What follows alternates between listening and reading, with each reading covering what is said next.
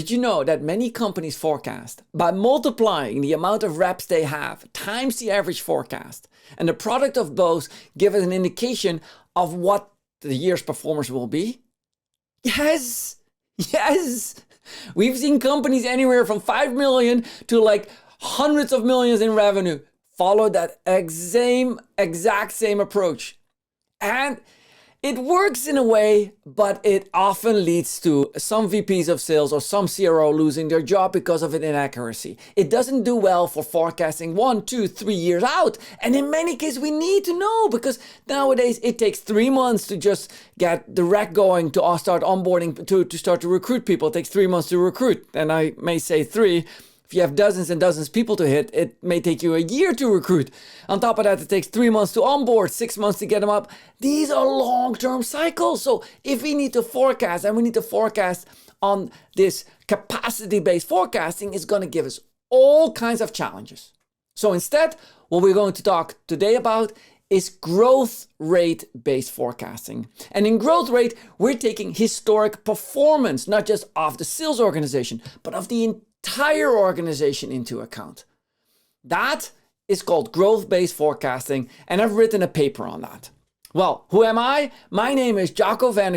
I'm the founder of Winning by Design. And in Winning by Design, we combine our passion for sales with that of data and scientific principles, mathematics, and so on. And today, I'm going to take you through that paper. You can download this paper that you see down here. You can download that from my LinkedIn profile, and it's located at the top. You click on it as one of my featured articles. You click on it, and then once the PDF opens up in the right upper corner, you'll see the download option appear.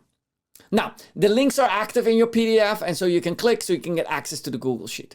Now, what I'm going to demonstrate here today is how this particular company grew from 2015, $585,000 to $25 million in 2021. That gave us a growth rate, and you'll see that depicted here on the right. The question now is that this customer Acme asked us to do is like, look, how many salespeople do I need to bring on board in 2022 to hit 40 million? And how many salespeople do I need to bring on board to hit 60 million? So on this capacity-based growth forecasting, I could say, well, if 25 million was accomplished by 12 reps, then you know what? Then in 2022, we're going to have 40 million divided by an average 2 million per rep is 20 reps, right? Because that's those 12 reps. If they did 25, that's 2 million on average per rep. Again, this is non-recurring. So I keep it simple right now. Just as simple as straightforward as possible. It applies the same to recurring revenue. And then what we are going to do is for 60 million in 2023, we need to have 30 reps. Well, we had 20 reps in 2022, so I need to hire 10 reps extra, right? And that means that somewhere in the middle of 2022, that, like those reps need to be starting to be onboarded so that they can be functionally operational by the start of 2023, so we can hit that performance of 60 million. Starting to recruit them at the start of 2023 ain't going to do as much good for 2023 itself. And so as a revenue architect, we need to validate when, how many, and so on and so forth. And that based on this number, 40 and 60. Now, in order to prove that where the challenges are, in order to show what growth rate currently predicts and where we should be working on, we're going to step into a spreadsheet where we're going to take step by step through all the elements. Okay, you with me? Come on, let's go. Here you see that same number, exact same numbers. Why? Because they are linked to each other. And so what you'll see down here, this sheet is directly accessible on the research paper. There's a link. You can get a copy of this sheet so you can, tinker around it with yourself. And so what you'll see down here is I have in this chart, I have this data set depicted. Insert chart, and you're going to that's the chart you're going to get. So you now know how I got that. That's, that's standard operation. What I'm seeing down here is I'm now going to add year 22 and year 23 to it. And so the picture below is that of all those years. Now look at that. That looks reasonable growth, right? Do you see that? I mean, if you squint and you shake your head a little bit and, you'll see that line disappear and you'll see that line going up. You go yeah, I can see us do that. Does this match up? Yeah, it matches up. Go hire the people. Let's go. Not so fast. Okay. Let's start applying mathematics. Now, what I'm doing is I am taking that same data set, same picture, I'm removing those two samples, and I need to. You cannot, what I'm about to do, you need to remove the future years. The forecast year of 2022 and 23 need to be removed. Now what I have is I have this data set. Do you see that data set? What I'm going to do is I'm going to add a trend line. Well, Jacco, how do you do that? Well, I'm going to click on that data set. Look at that. I'm going to go to the bottom and it says trend line. On, off, boom, there it is. Now, as I now have the trend line, that trend line depicts what the growth is approximately, but something is off of that. This is a linear trend line. And what we noticed is that in our rapid growth business, we're not growing just linearly. No, we're growing exponentially, double, double, double, right? And a lot of like startup, scale up, rapid growth businesses have that. So I go like, hey, are there other types? Yes, there are. There's exponential. Oh, that's better. Oh, that looks cool. Right? And what else? Oh, I got logarithmic. Oh, that's odd. How does that work? Okay, so I need to now learn which particular line is gonna be the most accurate, which trend line is the most accurate. Now, in order to do that, I'm gonna remove the trend line for a second, and the first thing that I'm going to do is I'm gonna change the scale. Now, the way how I do that, look, I'm gonna do it on this set. This gives me the data set. I just double click on the blue, and then I'm gonna click, where is it, where is it, where are you, set up. I want to get the logarithmic data set, customize, scale, where's the axes, always challenging that, right? Chart title, no, I just want the axes. Follow me, think along with me. Horizontal axis, vertical axis, that's it. And then I'm gonna click on log scale, boom. Yes, Google is not always as simple, and sometimes the best way to do it, I'm going to show you, is simply click on that thing, and that gives you like automatically you go there. So instead of me like find out where do I go, I just double click that. Now I'm there. Click log scale, and you'll see how it now reflects that. Okay, so now I'm this chart. This chart has a logarithmic scale. Look at that. I have the trend line engaged, trend line, and I now need to know on this logarithmic scale which trend line I'm going to use. Now, in order to do that, I'm going to depict down here, I'm going to depict very different regression line types, okay? And for that, I need to have what we call R value at the top. R value is how far are you off the mark. Imagine that you're throwing darts at the dartboard. R value tells you how far it is. If you're right in the middle of the dartboard. And the further you go out, the further that value goes down to 0. Okay, so if you're totally out, no points for you. No putting. What song is that? Another brick in the wall. No putting. Okay, so what we see down here, I need to know which of these various trend lines is the most accurately tracking my current growth rate. And so what I'm going to do, I'm going to look at how that R value changes. At exponential, it's 996. So you see down here, I'm going to write down, sorry, did I just click on?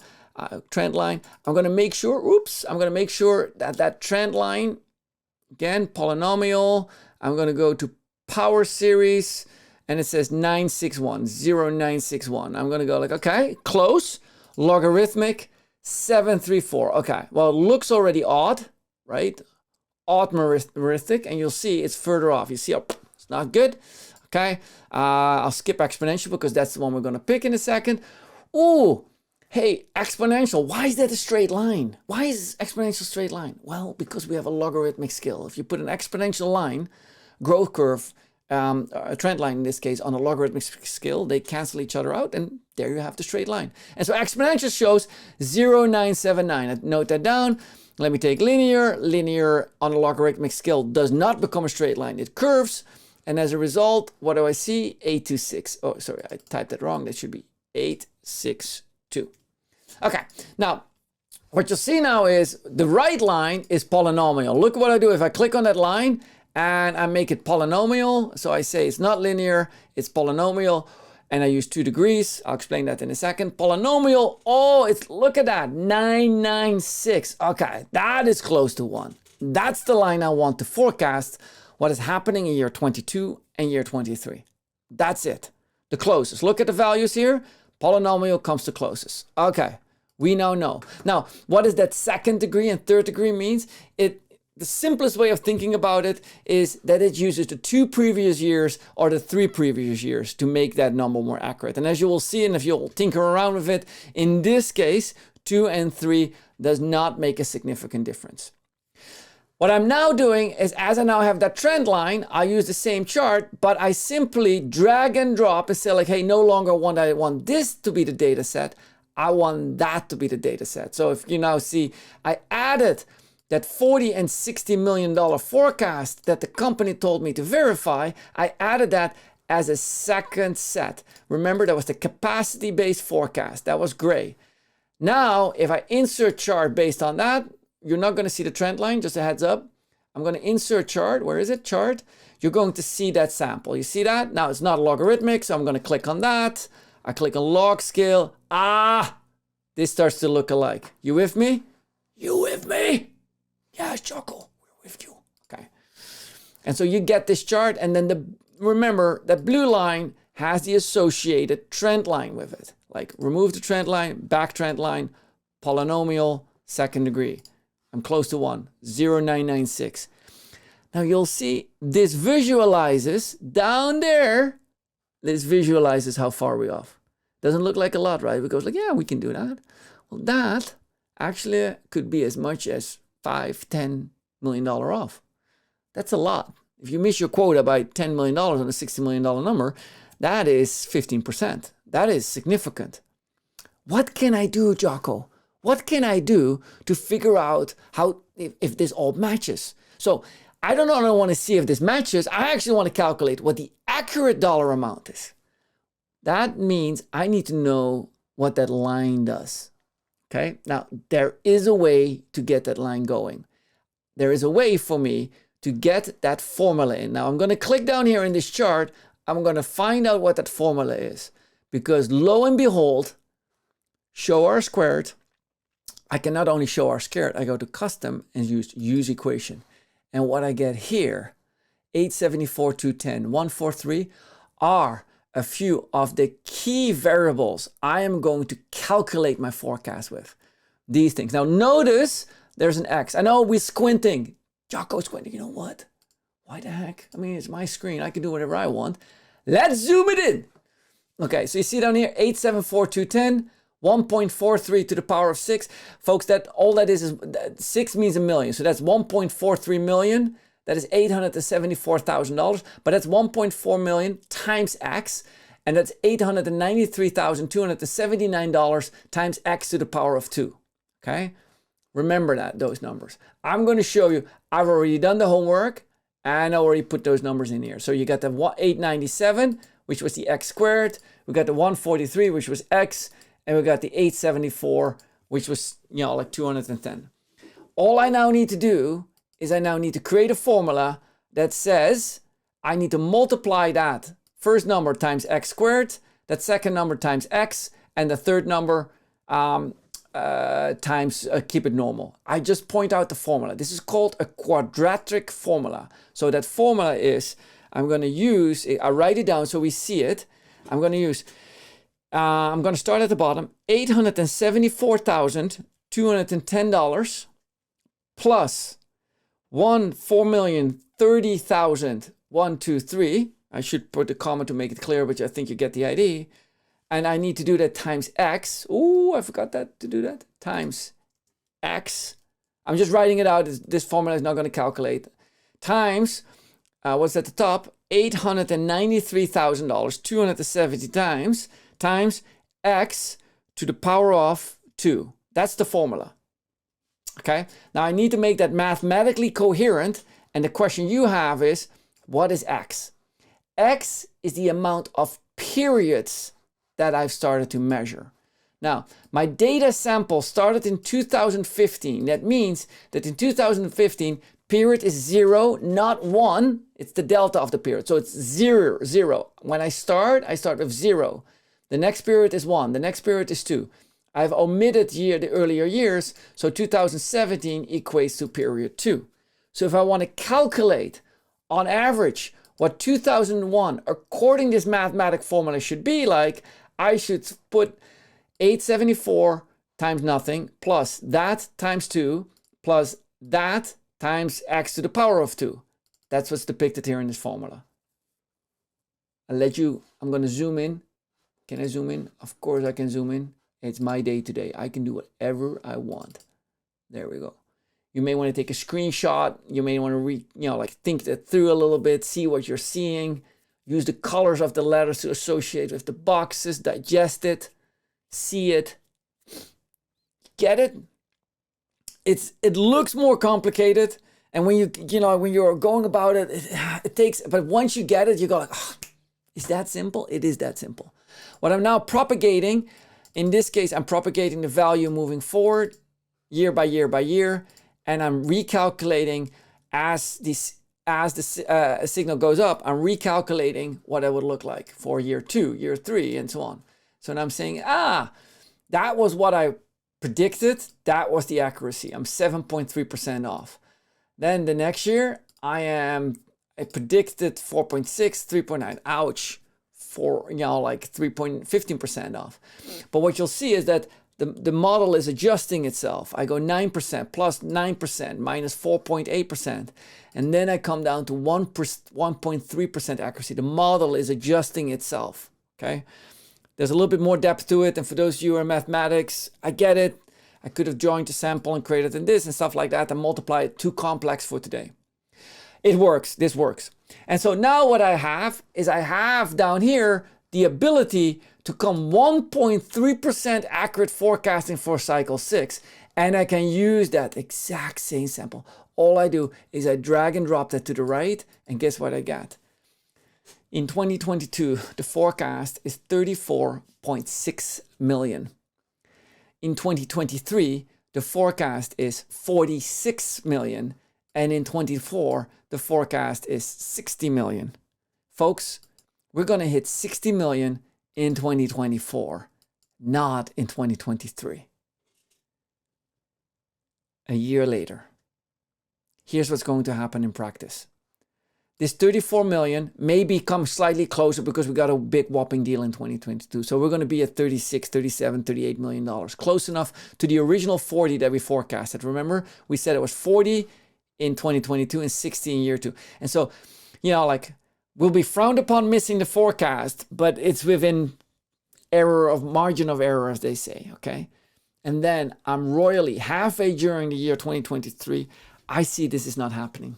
I come to the conclusion as the CEO, as the board, I go like, oh, we're going to miss it.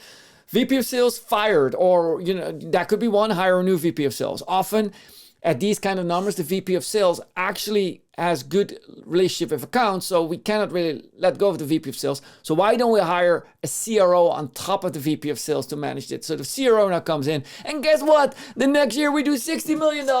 Finally, it must have been the CRO. Everything works better. Forecasting is better. May I ask, what do you do different? Not a lot. Why? It was just a natural outcome. Now, why is this? Let me take you through what has happened here. When you got to the $24 million in 2021, it was not just based on the amount of salespeople you hired. Because the amount of salespeople you hired also needed to have job descriptions that needed to be written by the HR organization. We needed tools to start recruiting, because if we start recruiting 10 to 12 people, we may need an applicant tracking system of sorts. And so we brought in the tools. Well, the tools by itself and the job descriptions didn't do. We needed the process to do that. Then now we have tools, we have process, we have content. Hey, we need to teach also our own HR department to do that, right? Not only do I need salespeople, I need this for the SDRs. I need, sales support people. I need marketing campaigns. All this growth was based, this number down here, how we grew from 1.5 or 1.587, and how we grew to 4.6 into 9.5 to all these numbers. All that growth and how we actually grew was based on how the entire company performed. Because this is the outcome of the entire company, including inventory on products and whatnot. And therefore, it is way more accurate. It is a superset. it uses a superset of all these variables to determine that. And that's the reason why this is more accurate. Now, what we notice is that at first glance, it looked like that linear growth actually was accurate, but it wasn't. We saw these small changes in that number actually led to these big changes. That is what I want you to start thinking about. That is when we're using mathematics. You're starting to use formulas and so on and so forth. What you'll see down here is as I now start propagating that and I plug those numbers in is, hey, if I plug that number in 34,634 and I plug that in, how accurate is my R squared? How accurate am I now to the target? And naturally, I'll hit a 1. Mathematically, this is the most likely thing to happen. There's always exceptions. If you close a $10 million deal that you never closed before, of course that is going to cause a disruption in it. If you acquired a company with 20 salespeople and $20 million revenue, of course, because historically these are conditions that never happened before. And as a result, it could have not been predicted by this growth rate based forecast. That's the trick that I want you to think about. It's not a trick. That's a technique that I want you to think about. That is what is all written in this particular research paper that I shared with you, to which I hope you enjoy. I've verified it with many of you, and I want to thank you for all of those of you who have done the growth forecasting. Okay, it has been a fantastic way in order for me to help you. This is not just it. I just want to let you know there's more of these papers coming, but what I want to make sure is that that you get a good idea of what you're doing down here. Okay. That's it from me. I just made sure that all the papers are online. Everything is activated. It is right there for you for looking at it.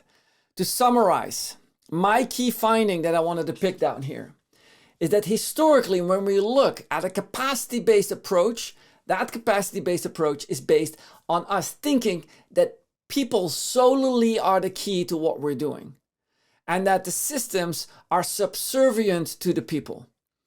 In a people-based approach, when things go great, we are hitting target, first thing we want to do is let's hire more people. And if things go awry, the first thing we do is we say, let's fire people. Let's fire the non-performance. And therefore, in a people approach, we blame the people. And the systems are there to do this. So first we hire the people, then we bring in the systems. First we look at the people, the skill sets, the enablement, and the org structure. Do we do all right? That's where we start to tinker with first. In a systems approach, we reverse it. And a system approach is based on research that has repetitively shown that actually what we are seeing is that people act very consistently when you have a group of people. There will be an additional flare out, but most people operate very consistently. And therefore, it is not the people who are the determining factor. It is actually the systems, the tools, the process, accuracy and the quick responding to data, which is the determining factor. And organizations that are based themselves not on just capacity-based forecasting, which is based on people, but combine that with a systems approach, combine that with data and science-based methodologies, are going to be far more accurate in forecasting in this case, with potentially dire consequences for all kinds of human beings that are hired too soon or too late and who are being blamed for the non-performance, which rarely has anything to do with one particular person or group. That I want to say to you, I highly recommend a paper that was written on this topic by Professor James Reason. You can Google it. There's a PDF. It's free. Don't fall for those who are trying to sell you this. And it says this particular quote that I have taken to heart when I started to look at sales after being, years and years and decades of a person who performed just against quota. I came to the conclusion that actually science can be applied.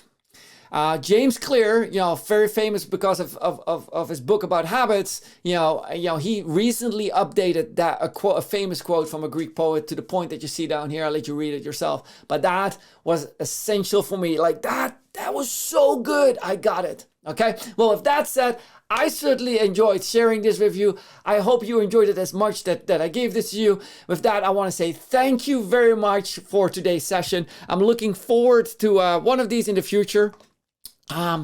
yeah, let's do this, okay? See you later. Thank you. Bye-bye.